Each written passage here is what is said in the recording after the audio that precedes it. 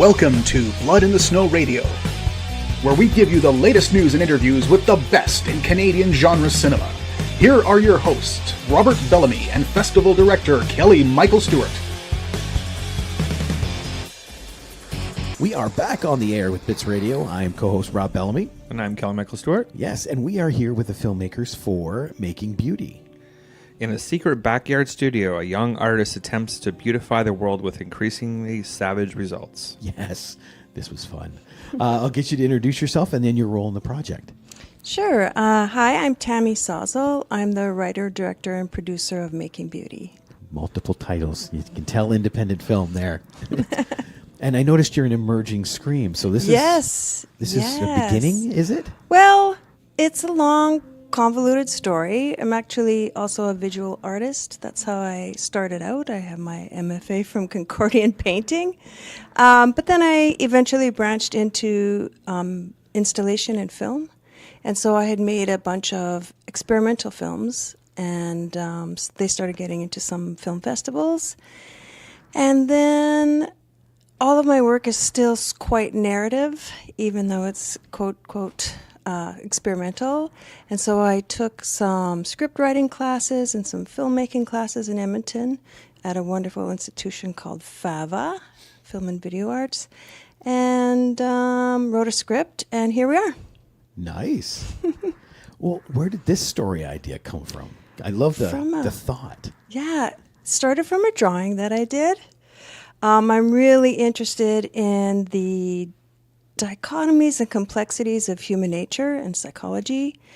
And so essentially this film is about the darker impulses that exist within all of us and the forces beyond our control that can bring those to light. And so, so it's about how do you manifest that in visual form. Well, and the title I love because beauty is obviously subjective. Right. So this film portrays that beautifully. Yeah. And how things can go sideways when your brain gets a bit broken, and yet you can't see that. With the cast, this is the part that I loved about it, it's a very young girl that's performing in there. How hard was it to find someone that could portray this for you?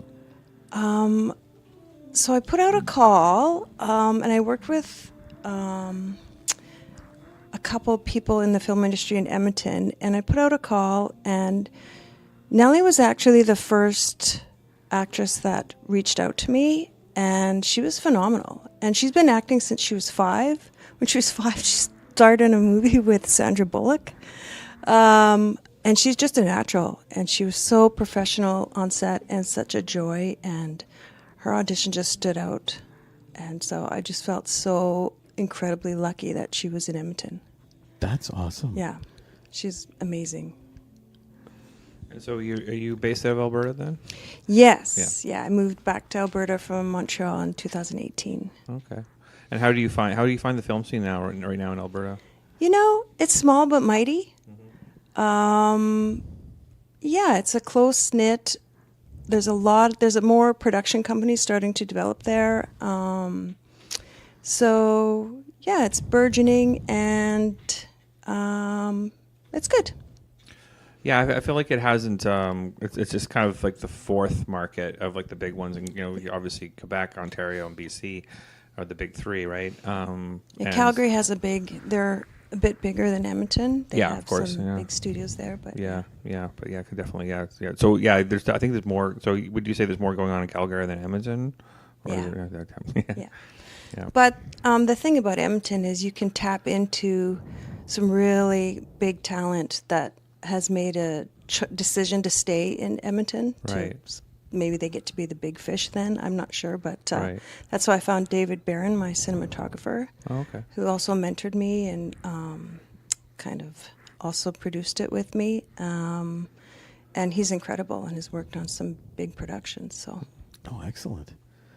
Well, in the production itself, there's a lot of props. How did those come about? Well, when it's your baby, you have lots of time leading up. So I'm an artist. So a lot of the stuff was made by me and one of my past students who's now a peer And so I've got her to help me make all of the props. So she made all the Ellie art. And a lot of it was, you can find some weird ass shit on Etsy. Yes, you can. And just taking that and playing with it and sort of manipulating certain Making things it- that people like to collect for reasons I'm not understanding. But yeah. Making it beautiful? Yes, making it beautiful and in a very Ellie way, yeah. Excellent. With this, because I feel like there's so much more story there. Is this a bigger story, or is this a standalone? You know, I get asked that. No, it's not a bigger story. I get asked also why it has an open ending. Like there's a lot of questions at the end, and I like that. It's life. So yeah. So no, for me, it's just a one and done, and I'm on to the next script that I'm starting to develop. So, and we're just at the start of the film festival run, so hopefully we'll get to do some more traveling. That is excellent. I know usually these things are calling cards. That's kind of why we always ask that. Do you plan to go further with it? But it sounds like, yeah, you're moving on. Like, do you have another project you're working on? Yeah, I have another script that I'm starting to develop. It's about a woman with a interesting imaginary friend.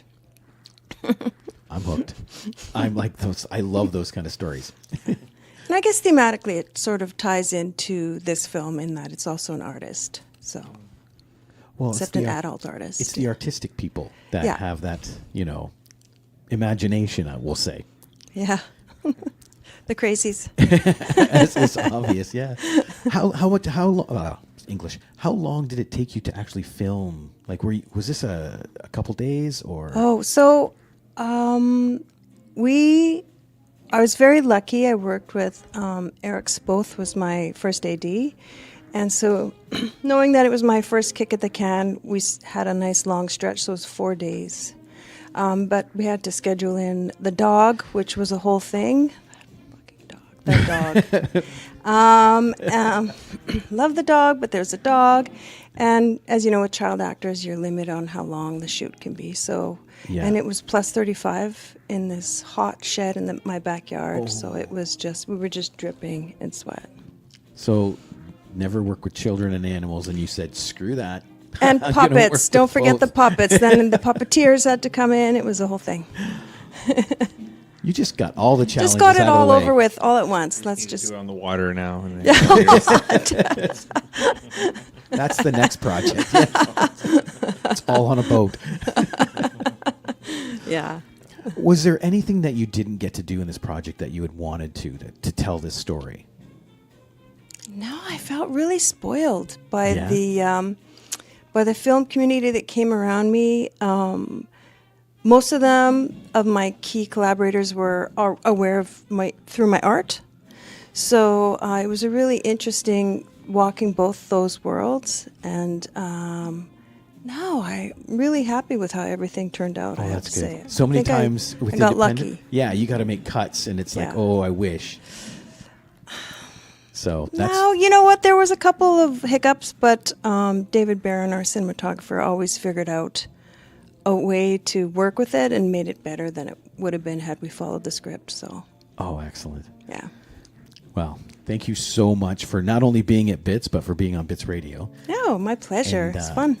I gotta wait now for this imaginary friend story because that's got me intrigued, especially after this short. So thank you so much. No, thank you. It's great. Thanks.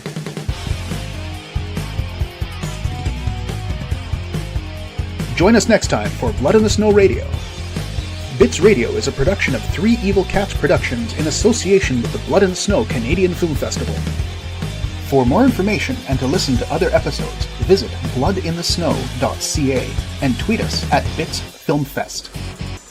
Music by Jan Gorman, produced and edited by Kelly Michael Stewart. I am